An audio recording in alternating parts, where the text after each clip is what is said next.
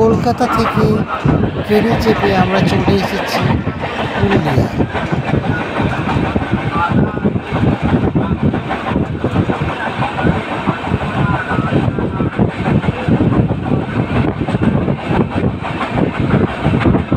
রাঙামাটি আপনাকে জানায় স্বাগত। লালমাটি এক্সপ্রেস অথবা চক্রধরপুর এক্সপ্রেস ধরে চলে আসুন পুরুলিয়া। পুরুলিয়া জংশন থেকে শুরু করছি আজকে আমাদের যাত্রা। তো আজকে আমরা পুরুলিয়ায় ঘুরে দেখব বিভিন্ন পুরুলিয়ার ট্যুরিস্ট স্পট। আপনারা আমাদের সঙ্গে থাকুন, নিয়ে যাব আপনাদের পুরুলিয়ার বৈশিষ্ট্যময় যেসব ট্যুরিস্ট স্পট আছে সেই সব জায়গায়। আর অবশ্যই পুরুলিয়াতে আসলে পরে বাঁকুড়া, বিষ্ণুপুর, বাঁকুড়ার মাটির পুতুল আর বিষ্ণুপুরের পোড়ামাটির মন্দির অবশ্যই আপনাদের দেখাবো, সঙ্গে দেখাবো আরও অনেক কিছু। তো সঙ্গে থাকুন। কেমন লাগছে আপনাদের এই ব্লগটা অবশ্যই কমেন্ট করে জানাবেন, আর ভালো লাগলে লাইক শেয়ার করবেন। তো আমাদের এখন আমরা রোডের উপর চেপে এসে গেছি। বিষ্ণুপুর এখান থেকে 34 কিলোমিটার, খড়গপুর এখান থেকে 27 কিলোমিটার এই মাইল মিটারে দেখাচ্ছে। দেখুন এটা মাটির বাড়ি, সুন্দর এরকম মাটির বাড়ি, দোতলা মাটির বাড়ি কম দেখে। তো আমরা আজকে এসে গেছি বনলতা রিসর্ট। বনলতা রিসর্ট একটা সুন্দর জায়গা। দেখছেন যে রিসর্টটা করা আছে, এই রিসর্টে অনেক রুম আছে। এখানে আপনি ইচ্ছা মতন থাকতে পারবেন, ইচ্ছে মতন যা খুশি, উমো পাখি থেকে শুরু করে অনেক ধরনের পাখি আছে। তো আমরা এখানে একটু বেলা করে পৌঁছেছি বলে তাই জন্যে উমো পাখি এগুলোকে দেখাতে আপনাদের পারছি না। আপনারা একটু সকাল সকাল আসবেন। আর এই যে বাড়িগুলো দেখছেন পুরো খড়ের ছাউনি করা আছে, কোনোটা টিনের ছাউনি করা আছে, কোনোটা সিঙ্গেল কটেজ আছে, কোনোটা ডাবল কটেজ আছে। এরকমভাবে অনেক সুন্দর ব্লক করে বানানো আছে। এই যে বাড়িগুলো দেখছেন, এই বাড়িগুলোর মানে বনলতা রিসর্টে এনারা ভাড়া দেয়। আর এখানে খাবার দাবারের কোনো অসুবিধা নেই, আপনি আপনার পছন্দের মতন যা ইচ্ছে এখান থেকে অর্ডার করতে পারবেন। আর এখানে বিশাল বড় মানে ডাইনিং প্লেস বা ডাইনিং রুম আছে। খুবই সুন্দর জায়গাটা, আমাদের ফুল বাগান দিয়ে সুন্দর করে সাজানো। আর একটা ছোট্ট সামনে ঘোড়া গাড়ি রাখা আছে, দেখতে পাচ্ছেন। আর ফুল বাগানটা দেখুন কতটাই সুন্দর। আর ফুল বাগানের সামনে ব্রিজ করা আছে, আর সামনে লেক।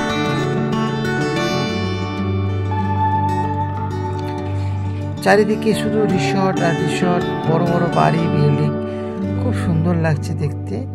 তো এই রিসর্টটা আমরা প্রথম দিন ঘুরেছি, তারপরের দিনকে আমরা যাব অন্য জায়গায় নিয়ে যাব।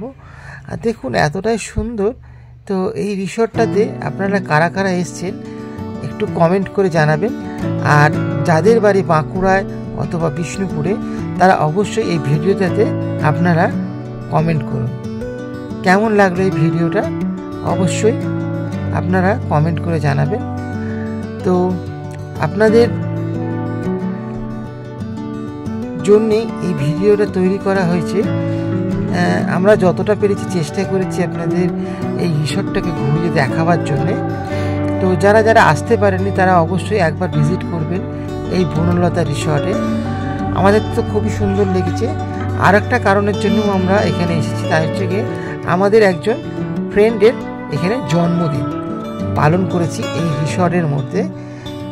তাই জন্যই আমরা প্রথম দিনকে আমরা আজকে এসেছিলাম এই বনলতা রিসর্টে। বড় সুন্দর ছোট কটেজ, বড় কটেজ, মাটির বাড়ি, খুব ভালো লাগবে এই রিসর্টটা।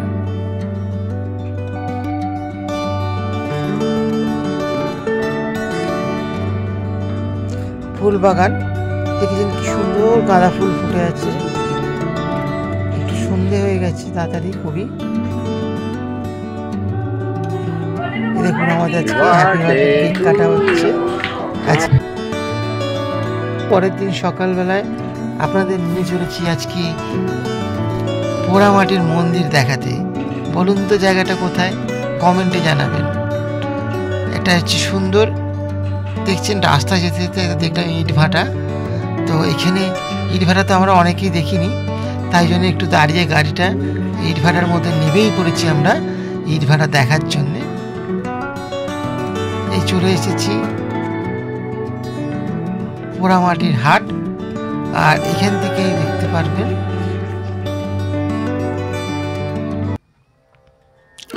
পোড়ামাটির হাটে আপনাদের স্বাগত। এখানে হচ্ছে ছোট্ট সুন্দর একটা মেলা বসেছে।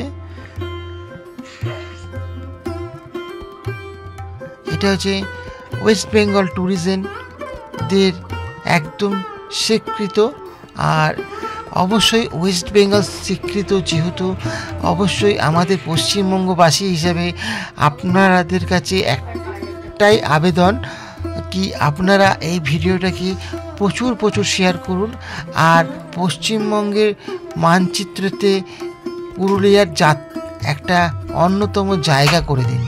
পুরুলিয়ার একটা সুন্দর ডেস্টিনেশন, ট্যুরিস্ট ডেস্টিনেশন হিসেবে তৈরি হয়ে যাক। তো পুরুলিয়া আসতে গেলে আপনাদের কখন কখন আসতে হবে সেই সময়টা আপনাদেরকে ডেসক্রিপশন বক্সে দিয়ে দেওয়া হবে, আপনারা দেখে নেবেন। আর এখানে দেখুন বিভিন্নভাবে কত সুন্দর সুন্দর জিনিসপত্র তৈরি করেছেন ইনারা। এইখানে পুরুলিয়াতে আসলে পরে দেখবেন সব কিছুই হাতের তৈরি, মাটির পুতুল থেকে শুরু করে বিভিন্ন ধরনের ঘর সাজানোর জিনিসপত্র দেখতে পারবেন। এই বড় ফাঁকা জায়গা থেকে সুন্দর একটা দুটো দেখুন পোড়ামাটির মন্দির দেখা যাচ্ছে, আর এই দেখতে পাচ্ছেন মাটির পুতুল থেকে সুন্দর সুন্দর জিনিস। আর পোড়ামাটির দেখতে আসবেন, পোড়ামাটির জিনিস কিনবেন না সেটা তো কখনো হয় না। তো আমরা এনাদেরকে ব্যবসাটাকে আরও এগিয়ে নিয়ে যাওয়ার জন্য, আমাদের ঘর সাজানোর জন্যে অবশ্যই এখান থেকে আমরা কিছু জিনিস তো কিনবই। কিনে নিয়ে গেলে পরে কি হবে, তো এদের এই কিছু রোজগার হবে আর এনারা আর্থিকভাবে উন্নত হবে। তো আমরা পুরুলিয়াতে এসে অবশ্যই কিছু না কিছু জিনিসপত্র কিনবো, আর কিছু না কিছু এমন কাজ করে মানে পয়সা করে দিয়ে এমন কিছু সাহায্য তো আমরা সবাই করতে পারি না, তবে আমরা কিছু ঘর সাজানোর জিনিস, কিছু শীতের বস্ত্র, কিছু জিনিস কিনলে পরে এই মানুষদেরকে একটু সাহায্য করতে পারি।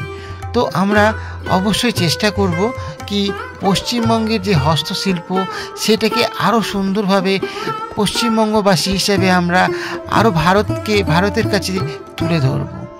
তো আমাদের প্রচেষ্টাটাকে সাফল্য করার জন্য আপনাদের সবাইকে জানাই আন্তরিক অভিনন্দন।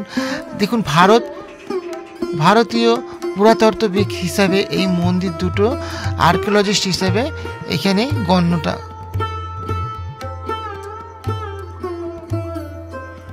সুন্দর এই মন্দিরটি দুটো তৈরি এত সুন্দরভাবে রয়েছে এখনো পর্যন্ত।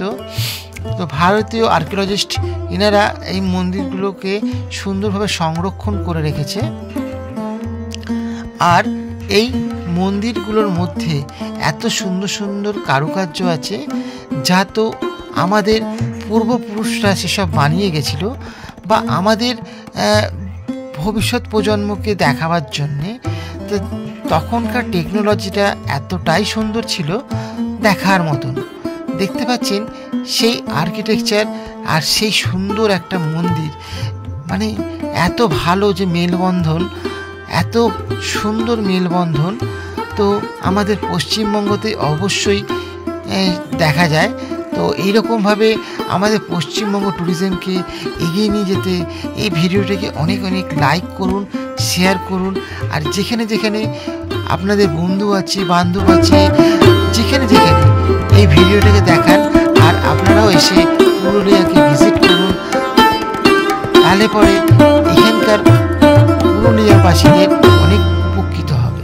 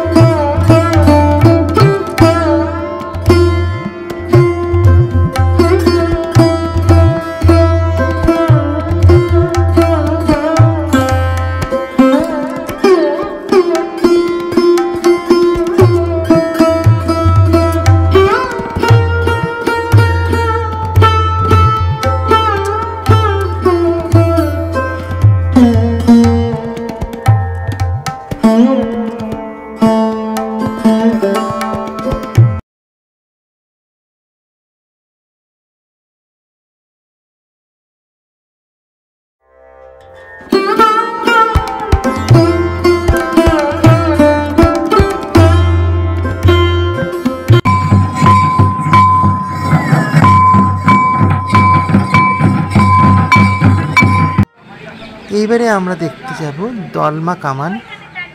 দেখুন এত সুন্দর এখানকার যে দলমা কামান, সেটা কতটা পুরনো, কত বড়, 12 হাত লম্বা এই কামান দুটো রাখা আছে। এটা তখন ইংরেজদের আমলের এই কামানটা এখানেই রাখা আছে। আর এখানে দেখছেন বিষ্ণুপুরের যে মাটির পুতুল, আমরা তো শুনেছি কৃষ্ণনগরের মাটির পুতুল, তবে বিষ্ণুপুরের পোড়ামাটির পুতুল খুব বিখ্যাত, জগৎ বিখ্যাত। এই যে পোড়ামাটির ঘোড়া, এইটা হচ্ছে একমাত্র এখানকারই খাসিয়াত। আর আমরা এসে গেছি, দেখুন 12 হাত লম্বা দেখতে কামান। এই কামান আগেকার দিনে চালানো হতো। ভাবুন পুরো লোহার, এখনও পর্যন্ত কামানটাতে কোনো জায়গায় জং পড়েনি, যেরকমকার সেরকম এখনও ঐতিহ্যকে, ঐতিহাসিককে বয়ে নিয়ে চলেছে। আর আমাদের পতাকা সুন্দর।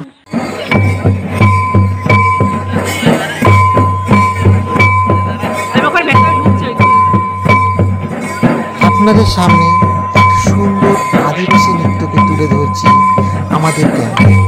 কেমন লাগছে সেটা অবশ্যই কমেন্ট, শেয়ার আর লাইক করে যান।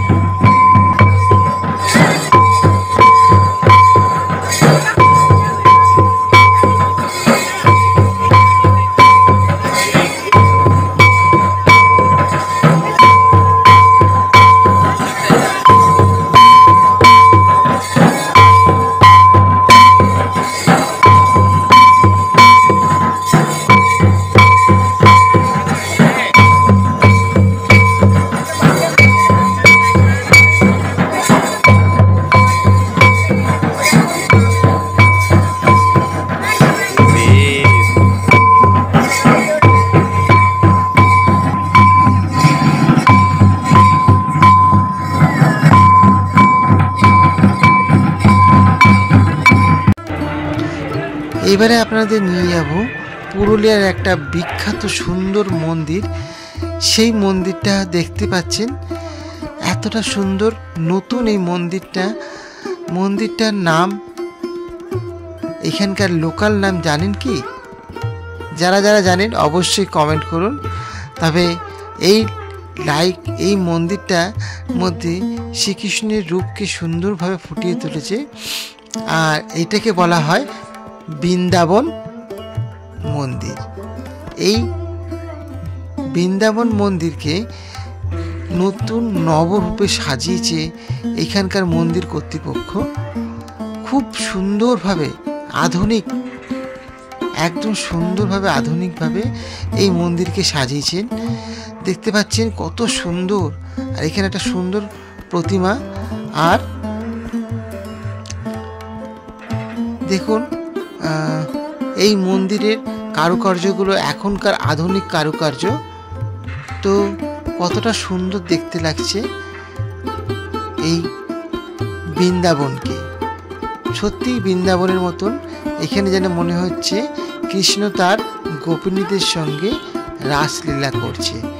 আর সুন্দর এই মন্দিরটাতে চারিদিকে তারই ছোঁয়া, চারিদিকে তারই সব বিভিন্ন লীলা প্রকাশিত পেয়েছে। তো আপনাদের কেমন লাগছে শেয়ার করুন, কমেন্ট করুন, লাইক করুন। ভালো লাগলে অবশ্যই আমার চ্যানেলটিকে সাবস্ক্রাইব করুন। আপনাদের কাছে এত সুন্দর সুন্দর ভিডিও তুলে দেওয়ার জন্যে, আপনাদেরকে এই সুন্দর সুন্দর ভিডিও প্রতিনিয়ত আপনাদেরকে যে আমরা সেই প্রচেষ্টাকে আরও সুন্দর করার জন্য আপনারা আমাদের ভিডিওটাকে শেয়ার করুন আর ভিডিওটাকে সাবস্ক্রাইব করুন। দেখুন সুন্দরভাবে মন্দিরটাকে লাইট দিয়ে সাজিয়েছে। আর গোপিনীদের মাঝে দেখুন শ্রীকৃষ্ণ ঘুরে চলেছে, কত সুন্দর না?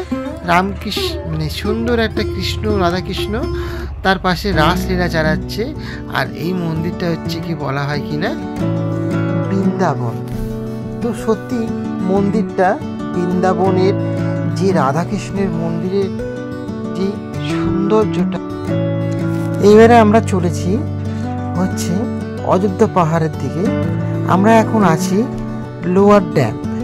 দেখুন কত সুন্দর ভিউ। এই লোয়ার ড্যামটা কত সুন্দর লাগছে এই ভিউ পয়েন্ট থেকে। আর লোয়ার ড্যামে দেখছেন জলটাকে স্টোর নিচে থাকে, আর ওপর থেকে কি হয় না, জলটা টারবাইনটা ঘুরিয়ে জলবিদ্যুৎ তৈরি হয়। তো এই প্রকল্পটি বুদ্ধদেবের আমলে প্রথম চালু হয়েছিল।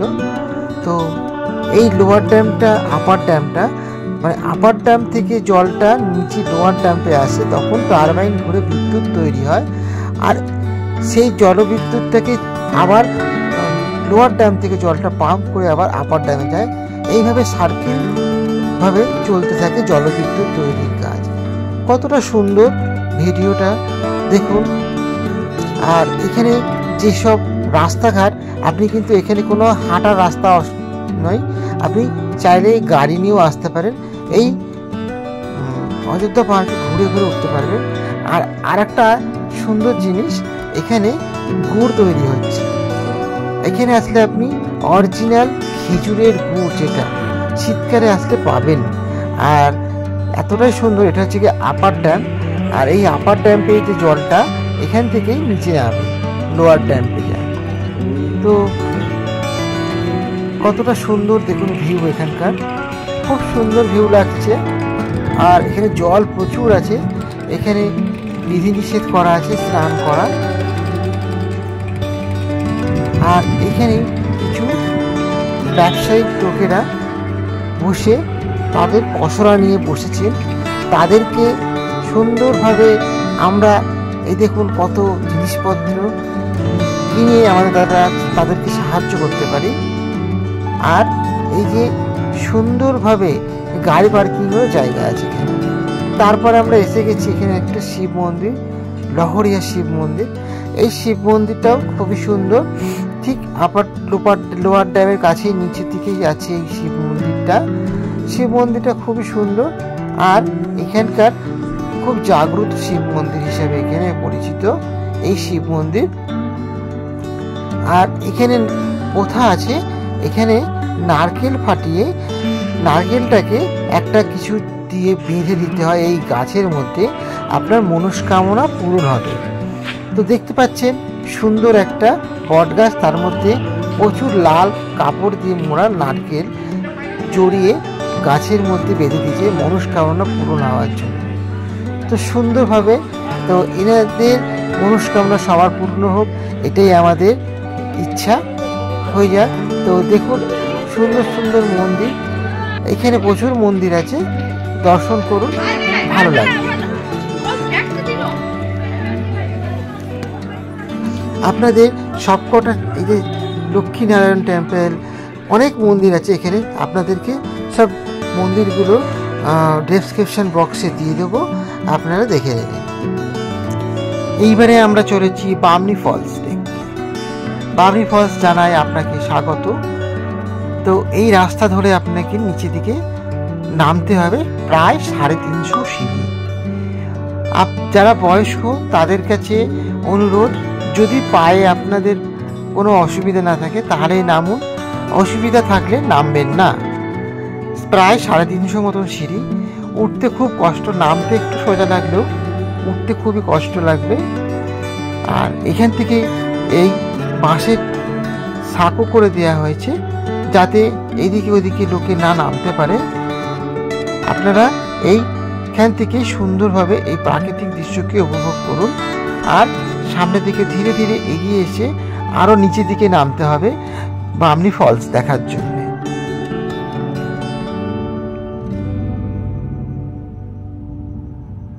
খুব সুন্দর একটা দৃশ্য এখান থেকে দেখা যাচ্ছে। দেখেছেন কীরকম রাস্তা, এইরকম রাস্তা দিয়ে নামতে গেলে পরে কতটা কষ্ট, আবার ওঠার জন্য কতটা কষ্ট, বুঝতে পারছেন।